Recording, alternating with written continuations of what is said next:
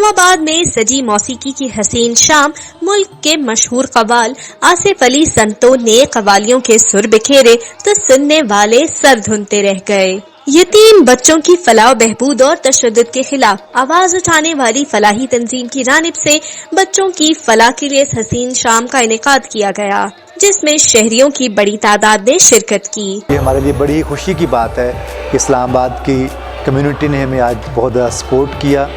اور آج کا یہ فنڈ ریزر سے جتنی بھی ہمیں ایک طرح سے جو ہم فنڈز ریز کریں گے، بنیادی طور پر ان کو ہم روزانہ کی جو کاؤنسلنگ ہیلپ لائن ہے جو کہ نفسیاتی مشاورت دیتی ہے